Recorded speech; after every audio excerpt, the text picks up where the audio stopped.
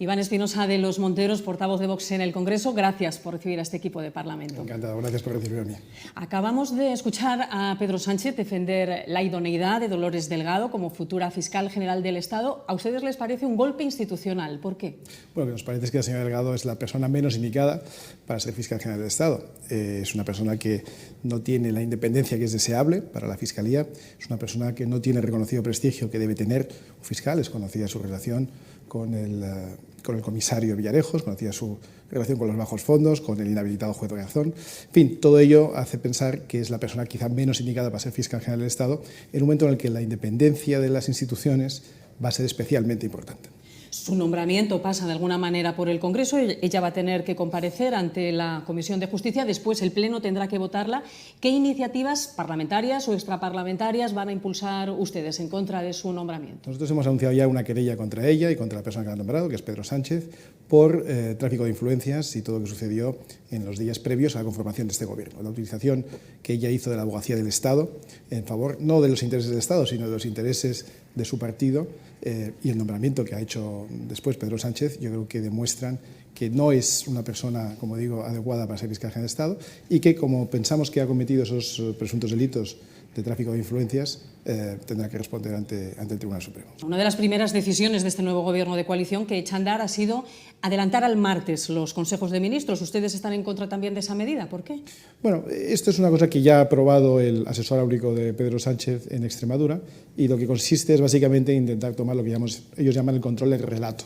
Se trata, por un lado, de tomar o copar la atención mediática durante toda la semana y, por otro, de impedir una función muy importante que tiene el Parlamento, que es la de control del Gobierno. El Parlamento, además de redactar las leyes, está aquí también para controlar al Ejecutivo. La separación de poderes entre el Legislativo y el Ejecutivo y el Judicial así lo indica. Pero el estar el Consejo de Ministros en los martes va a dificultar mucho la labor de control y de auditoría de lo que hace este Gobierno y aún mucho más la comunicación a lo largo de la semana de lo que puede hacer este Parlamento.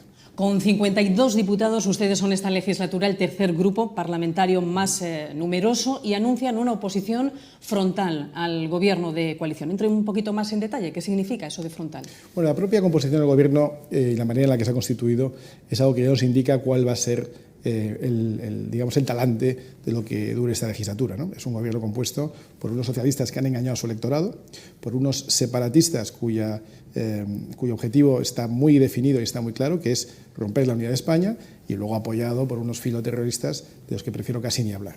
Esta composición del Gobierno, que es algo prácticamente... y unos comunistas que no renuncian a una ideología que ha causado daño y muertos en Europa y en el resto del mundo de una manera realmente terrible.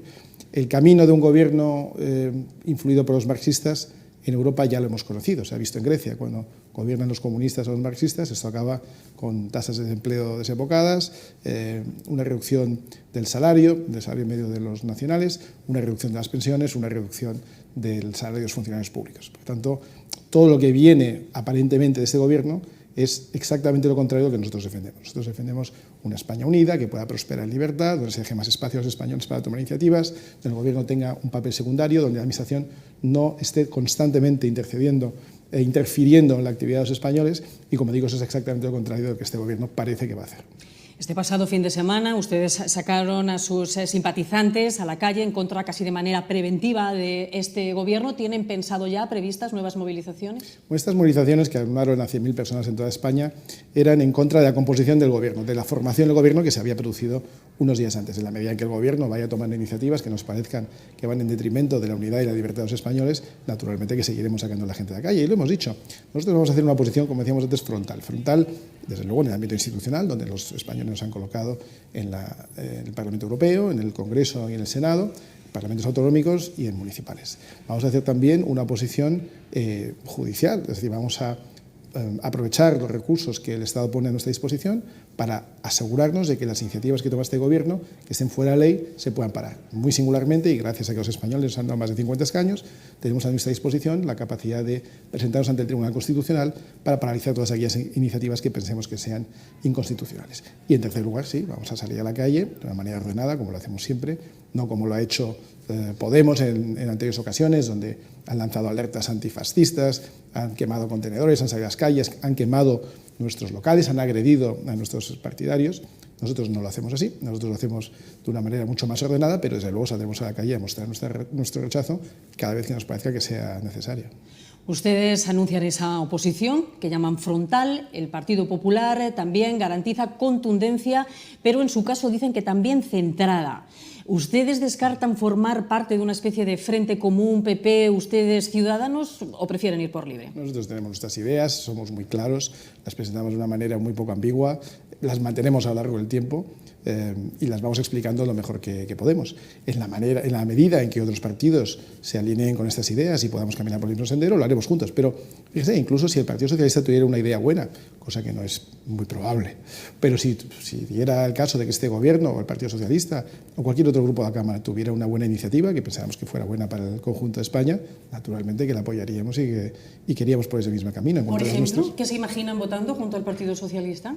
Bueno, pues todas aquellas que sean buenas, por ejemplo, para la unidad de España, las que vayan a prevenir la cesión de soberanía hacia otras entidades más pequeñas o más elevadas respecto al gobierno de la nación, cosas que no es previsible que haga el Partido Socialista, pero sí que lo haríamos si presentaran unos presupuestos equilibrados, que es una cosa que yo creo que sería muy buena para España, que hace mucho que no se produce, en la que no se genere déficit. En fin, hay muchas oportunidades para que nos encontremos, aunque sospecho que no se va a producir ese encuentro con mucha facilidad. Tengo 2, 3, 4 preguntas, si me caben, muy concretas para plantearle. Le pediría, en la medida de lo posible, que también su respuesta sea concreta. Señor Espinosa, ¿ustedes son una formación de ultraderecha? No.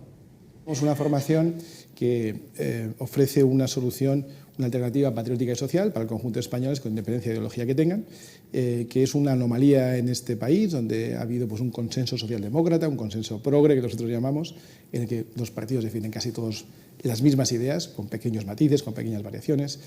Si yo le traigo a usted aquí una selección de 10 o 15 declaraciones entrecomilladas, le costaría a usted mucho saber si estamos hablando de alguien del PP, del PSOE, incluso de Podemos o de Ciudadanos, porque son muy parecidas. Nosotros decimos cosas distintas, pensamos que hay españoles que piensan de manera distinta y defendemos el derecho a disentir.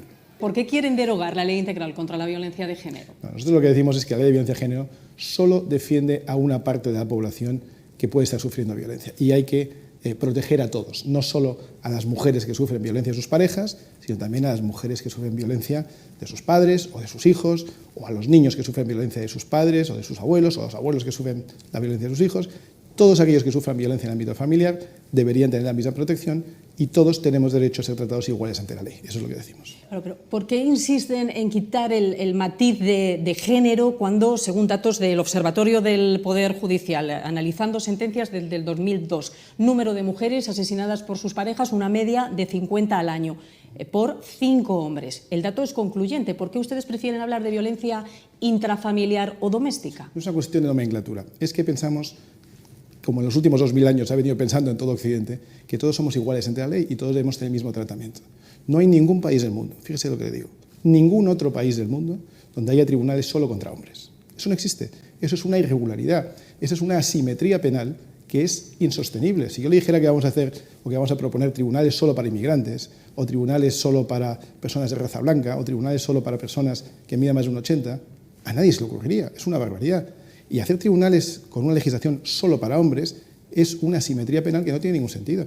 Creemos que a las mujeres hay que protegerlas, a las mujeres maltratadas hay que protegerlas mucho más. Pensamos que las penas tienen que ser mucho más duras con los maltratadores. Nosotros pedimos la prisión permanente para todos aquellos que cometan ese tipo de delitos, pero también pensamos que hay que proteger a todos los miembros de la unidad familiar. Y si hay más mujeres que hombres o que niños que están maltratados, pues serán más las que se atiendan en esos juzgados. Pero no por ello debemos tratar distintos a los que son iguales ante la ley. Le planteo la última pregunta. Dígame cuál va a ser o cuál tiene intención que sea la primera iniciativa de Vox que se debata en el Pleno. Vamos a ver muy pronto, pero las primeras iniciativas de Vox van a ir todas por el lado de preservar la unidad de España, por el lado de apoyar a los garantes de esa unidad, que son las fuerzas y grupos de seguridad de Estado, y por el lado, como digo, de defender todo aquello que permita que sigamos creciendo en unidad y libertad. Pues Iván Espinosa de los Monteros, portavoz de Vox en el Congreso, gracias por recibir a este equipo de Parlamento. Muchísimas gracias.